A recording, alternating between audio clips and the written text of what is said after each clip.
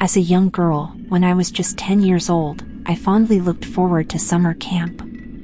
The onset of the sunny season marked not just the end of the school year, but the beginning of adventure. That summer, the excitement was slightly tainted by the fact that I had to travel by bus, a crowded one at that.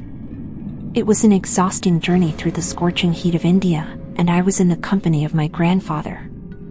I wore a simple, light-colored skirt and a t-shirt, which was a sensible choice considering the unforgiving weather.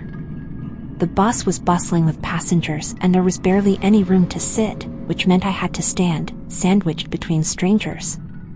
Navigating through the sea of people, I found a small vacant space close to my grandfather, amidst the men's section. I held onto the overhead support, stretching my arms up, which incidentally hitched my skirt up a little on the side.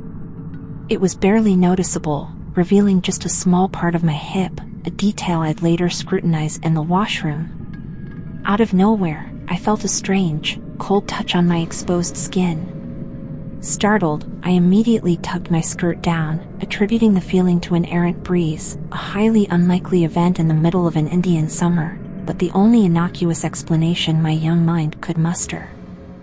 I readjusted my stance, trying to ignore the uncomfortable incident. After a while, the brakes were suddenly applied and there was a jerk experienced on the bus, causing all the passengers to lurch forward.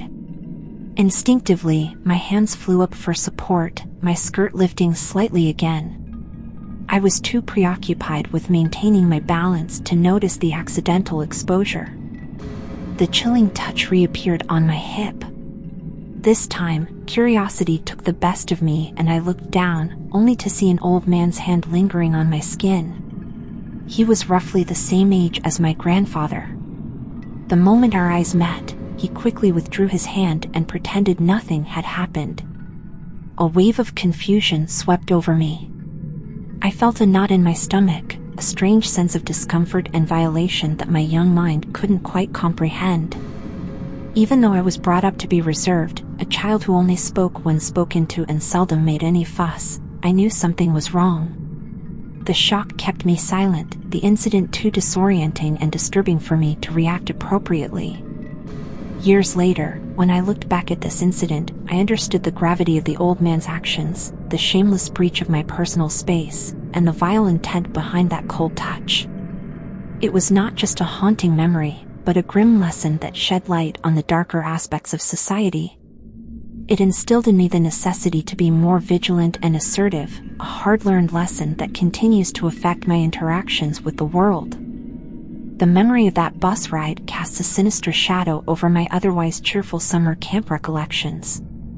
To all young girls out there, it is essential to realize that your voice matters, and you have every right to stand up against anything that makes you uncomfortable.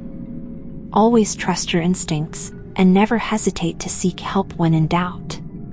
The world can be a scary place, but remember, you are strong and can protect yourself.